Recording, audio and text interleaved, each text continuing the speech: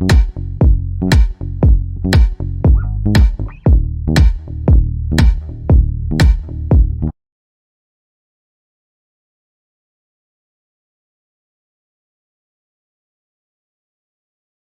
is up, everybody? Welcome back to my channel. My name is Erin Bees. I am a wife. I am a mom of two, a military veteran, and I spent 13 and a half years in multi-level marketing. I was very successful in multi-level marketing, but one of the things that I noticed was that I was having a hard time helping my team to be successful. So luckily, I healed my way out of that, and now I'm here because I want to help people either not join an MLM or hopefully help people get out of their MLM if they are feeling any of the ways that I used to feel. So that's the reason that I am so transparent. That's the reason that I'm sharing some of the stories that I am and all of that stuff. So I would love for you guys, if you have not already, to subscribe to my channel. I would love for you to follow me on social media. All of the links and stuff for my podcast, merch, and all of that stuff is listed in the description of this video. I would love to hear your commentary on what we're going to talk about today. So go ahead and blow up the comments. I love to interact with you guys. It's really, really cool. And consider becoming a member. I have a Discord that I share a lot of information in, and we have some really cool conversations. And I'm really grateful for the community that is being created right here, right now. So very, very cool. If you have any questions about that, feel free to reach out. But today, I know that everybody has now heard of the WFAB situation with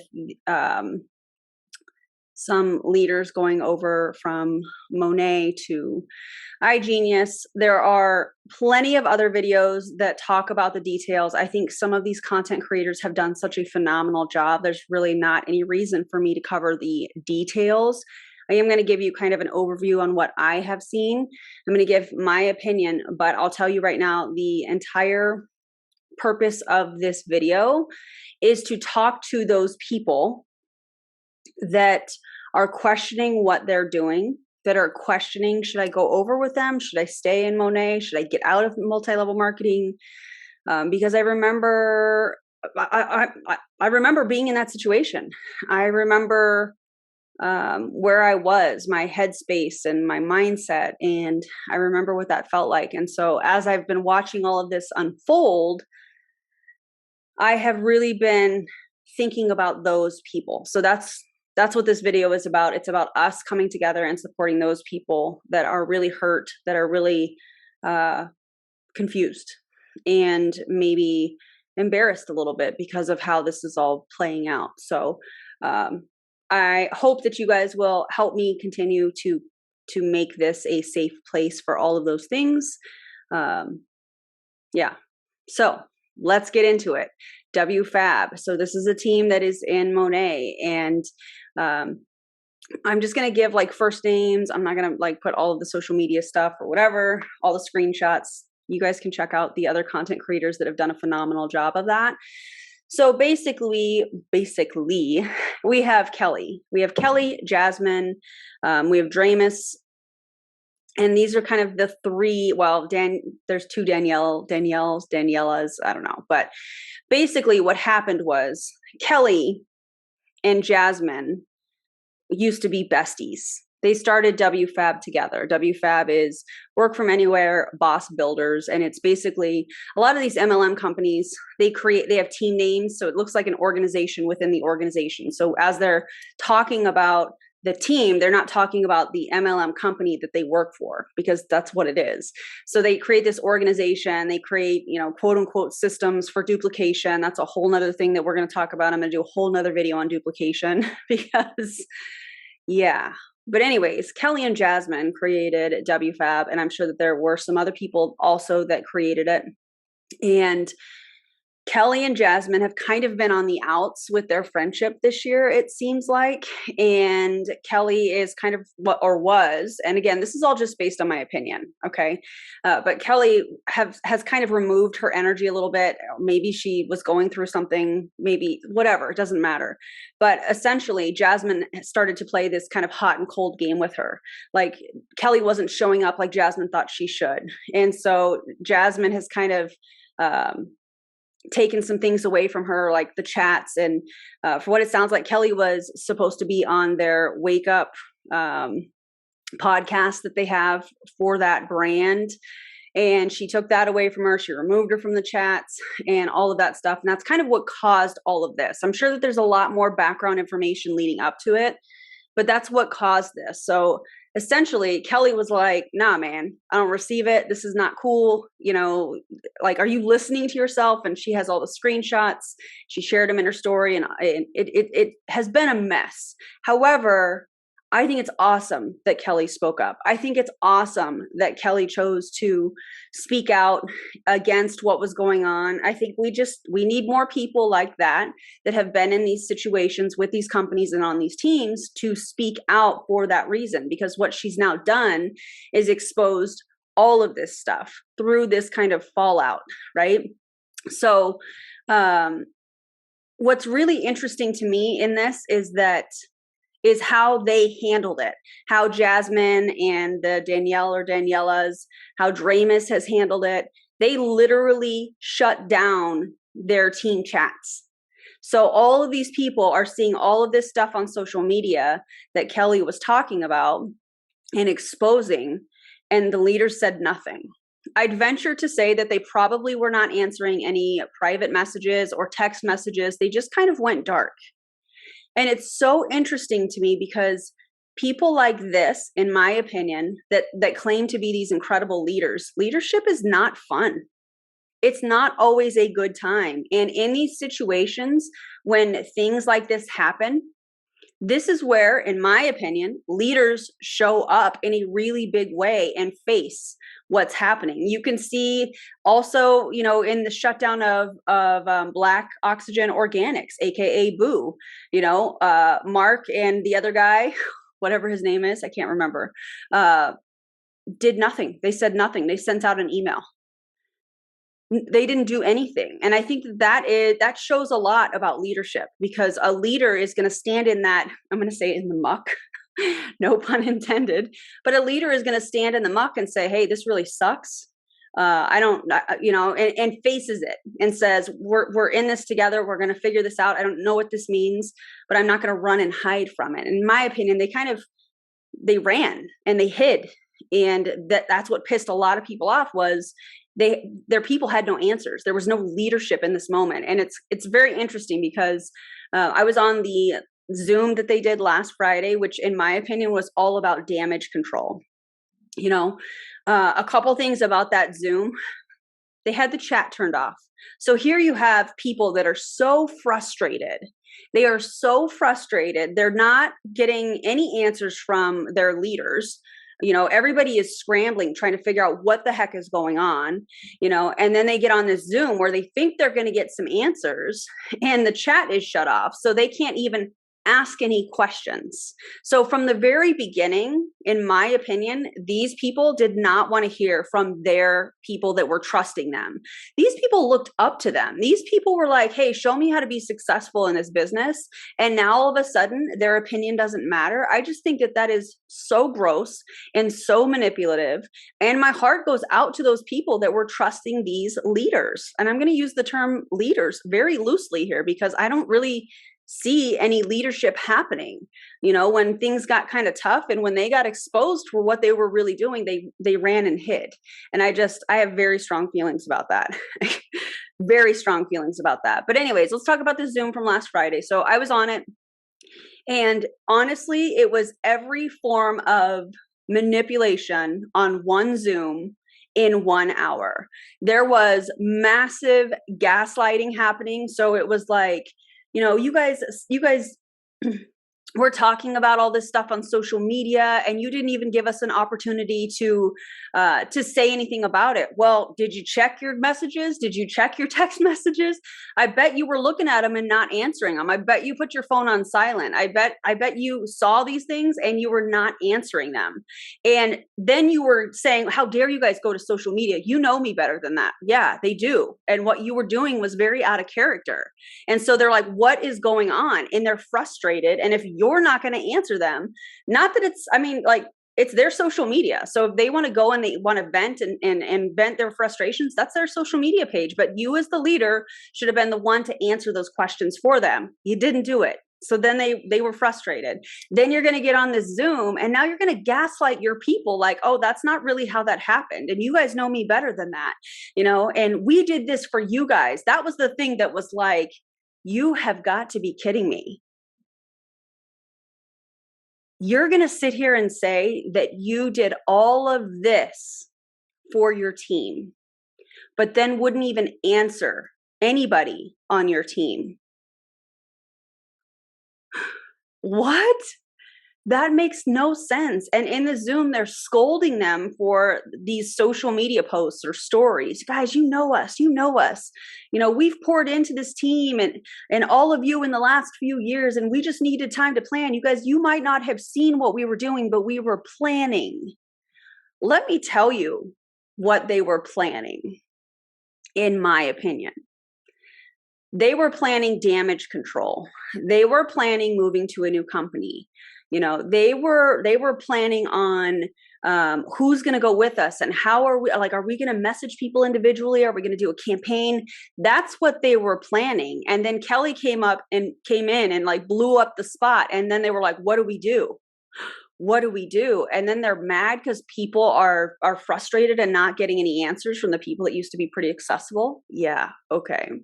I think that it was absolutely vile. It was so manipulative. The sob stories, the change, like even the changing in the tone of how they were speaking. You guys, like this was the hardest thing for us. And we were just thinking about all of you. No, Jasmine. No, you were not. You were thinking about you. You are the one that dropped 7 ranks. You dropped 7 ranks this summer. Granted, you allegedly made them back the following month. But for you to get on your platform with these people that have trusted you to help them move their business forward, as you like to say, and then not answer them. Oh, by the way, we're going to go to another company. This was about you. This was about the money that you are making. That's all this is. So I hope if there is anybody watching this video, if there's anybody watching that is a part of MONAT, that was a part of this team that is either, you know, one step in, one step out of MLM, or one step in, one step out. Like, should I go follow them to iGenius? I've been with them for however long. Just think about that. Like, you guys need to understand that what you are feeling is valid. What you are feeling is not, like, you're not imagining that. What you're feeling is legit. You know what I'm saying?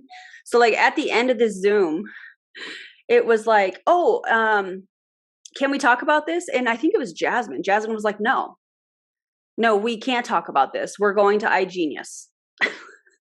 So here you have this organization that was created within this MLM company. And you have the audacity to remove one of the people that helped you create it.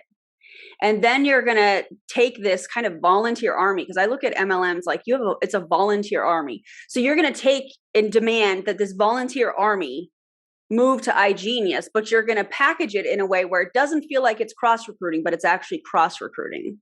Well, you know, whether you choose to go or whether with us or whether you choose to stay, you know what, I'm going to support you anyways. Well, you know, can I come to you if I need help? Absolutely. You look like such an incredible human, but we all know that you're not. We all know that you are only focused on your money. We all know that you could care less who comes and who goes. And the reason that we know that is because of how you handled all of this. If you really cared about your people, you would have had the tough conversations.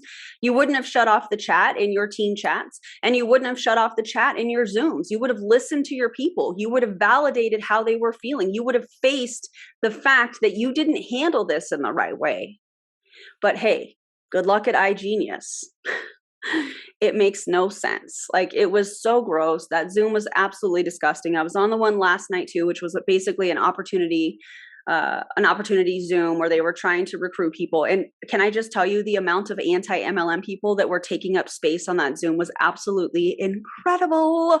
It was incredible. I find it really interesting how somebody is going to go from selling shampoo and skincare to now they're a financial advisor and they're going to help you with stocks and Forex and crypto.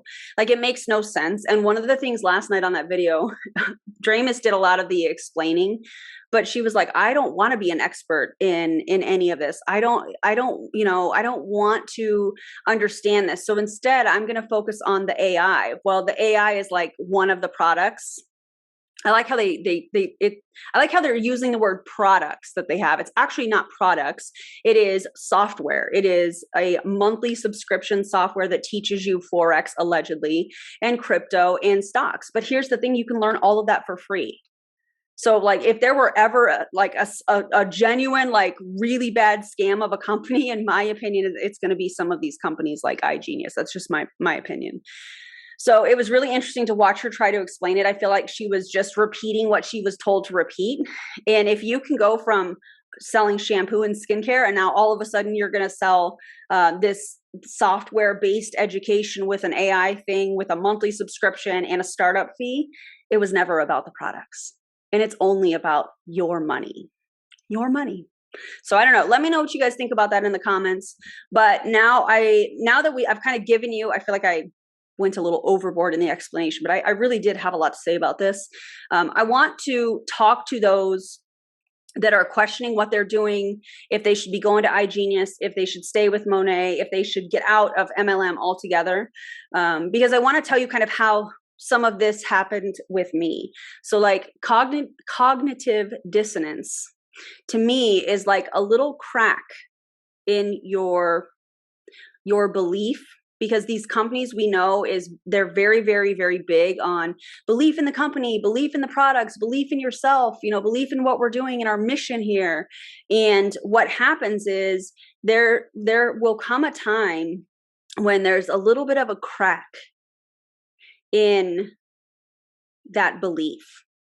For many of you that are watching this might be that moment for you. For me, it was February of 2020. I had COVID, and it was before all the testing and stuff. And I had to pick and choose what I was spending my very, very, very, very limited time and energy, because I was so sick. I was sick for 6 weeks. So anybody that has had any kind of battle with COVID or family members, just know that my heart goes out to you guys. My heart goes out to you guys. That was really, really hard. That was really, really difficult. I was extremely sick. And when I go back, I didn't hear from a lot of people outside of our team and the leaders on our team that knew how sick I was. I didn't hear from a lot of people. And so because of that, well, what am I spending my time and my energy on? Because it was so limited that I had to take a minute and really just focus on what I was doing. Thankfully, I had just trained some leaders on our team, and they were like, Erin, go to bed. We've got this. Don't worry about it. And I was like, thank God, because I was so sick. I think that I had heard from my leader maybe once or twice. And once was because I was not going to be on like a leadership Zoom. And I texted her and I was like, hey, I'm not going to be on this. And here's why. And she was like, oh my God, are you okay? And I'm like, dude, I've been sick for I think a month by that point or something like that. Like it just was absolutely crazy. Leadership in these companies, they're only about themselves. They're only about the money that they're making. I don't care what it is that they say. It's just about them. It's just about them and watching the numbers change as more of their people are losing. And so that was really, for me, what started me questioning what was going on.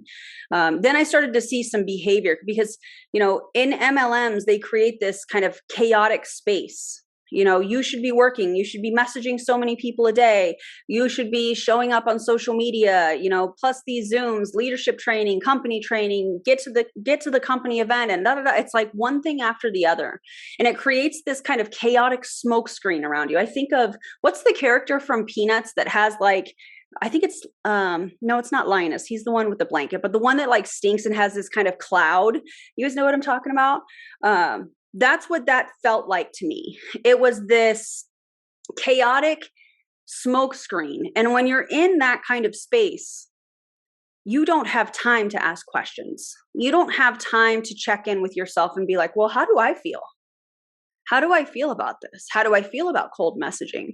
How do I feel about, not doing things with my kids because there's a last minute Zoom? You don't have time for that because of this kind of chaotic smokescreen. So when I got sick last January and I started to really kind of, think and feel and connect with myself, I started to question, why am I spending time with these people? Why am I what am I doing here? And maybe that's what some of you guys are asking yourself now too. And I just need you to know that this is where you have a real opportunity to save yourself. And that might sound really dramatic. That might sound really dramatic to some of you. That might piss off some of you guys.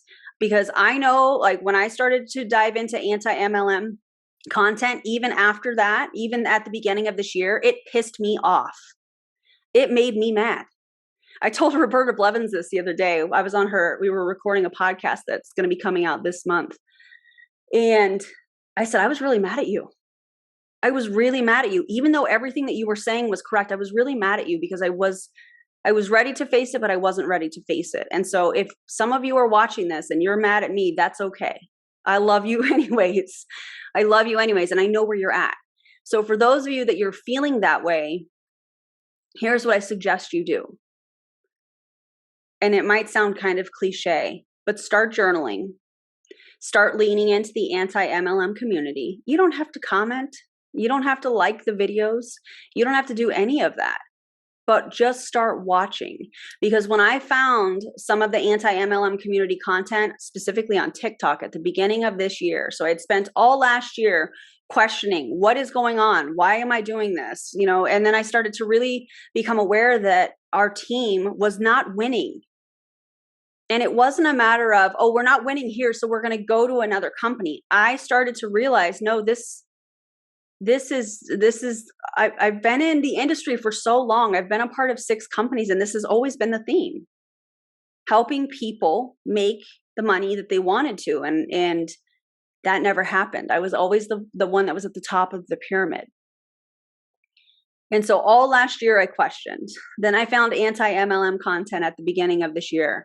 And I was like, oh my God, everything that they are saying is dead on. The front loading, the manipulation, the exiling from the kingdom when you don't agree with it, the smear campaigns, the gaslighting, all of that stuff that a lot of you that are in this WFAB situation are experiencing right now.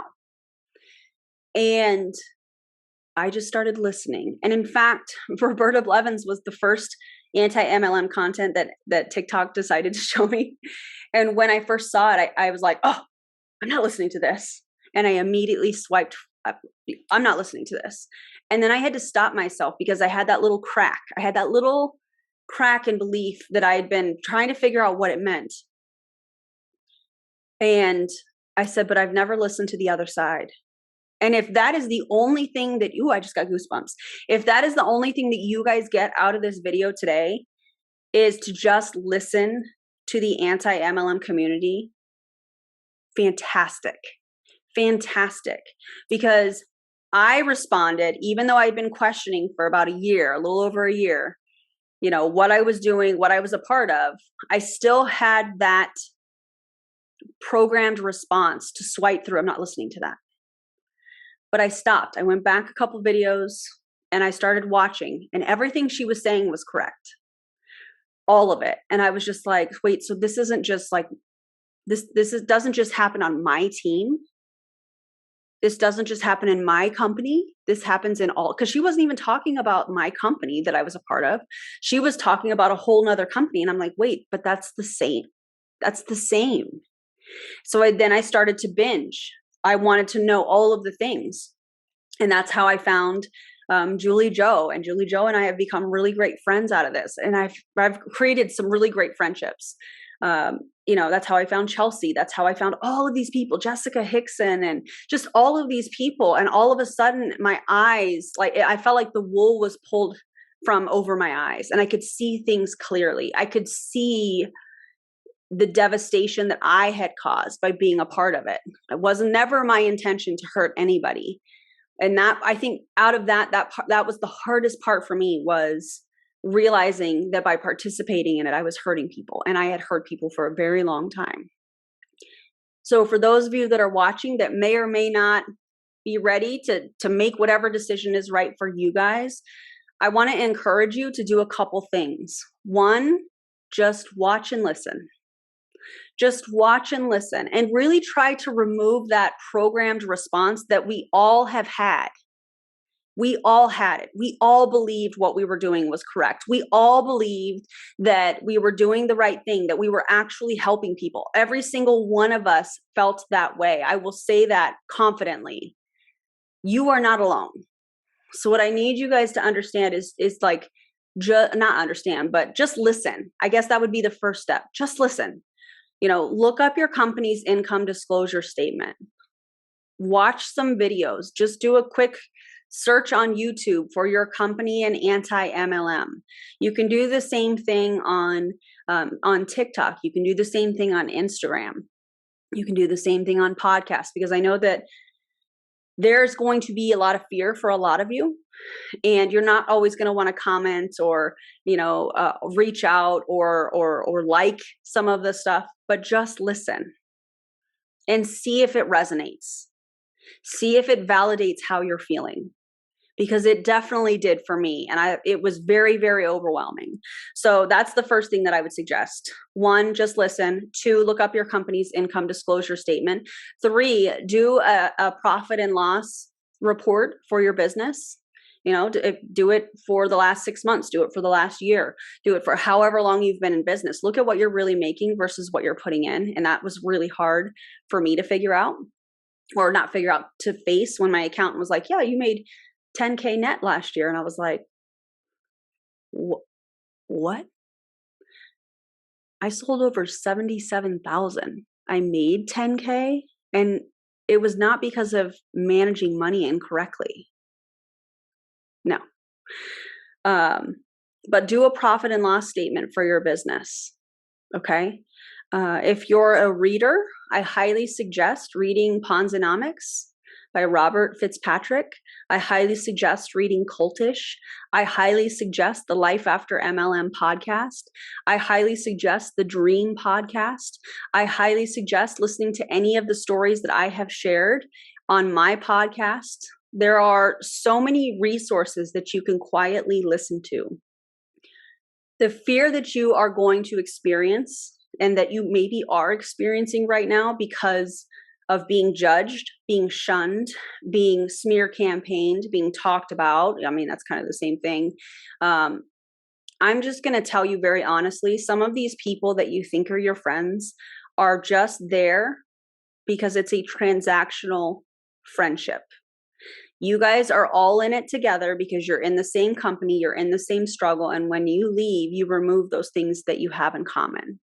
But let me tell you, on the other side of that, when you remove people that are there but not really there for you and what's best for you, you're going to find some really beautiful friendships within this community.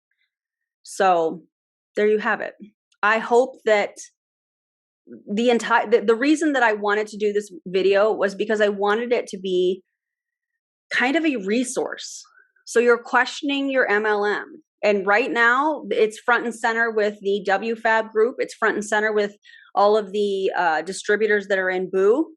It's front and center with a lot of people that are participating in MLM. But these two are the perfect examples of vulnerable people. And so I wanted to create a video where I talked to you guys. And if you're watching this and you are somebody that experienced any of this, feel free to drop your advice in the comments too, because we are in this together. If I can help one person get out of an MLM and away from feeling the way that they are, like they're not good enough, like they're alone, like, just that fear. that fear that kept me in for so long, even though I was questioning. I mean, it took me, almost a year and a half to figure out how to get out. And so if I can help one person from this video go, okay, well, this makes sense. Maybe you watch some, whatever platform you prefer, the anti-MLM content, or you start reading, those books or listening to the podcast. I just want this to be a resource for those that need it. So if you loved this video, feel free to give me a thumbs up. Feel free to drop comments. I interact, if you're brand new, I interact on every single YouTube video. I try to stay up on the comments. It's important to me. If you'd like to subscribe and turn the bell on, that's awesome. If you want to follow me on social media, very cool. But ultimately, I just hope that you feel true support and that you work through the fear and that you start your healing journey. So thank you guys for being here, and I will see you on the next video. Love you all. Bye, friends.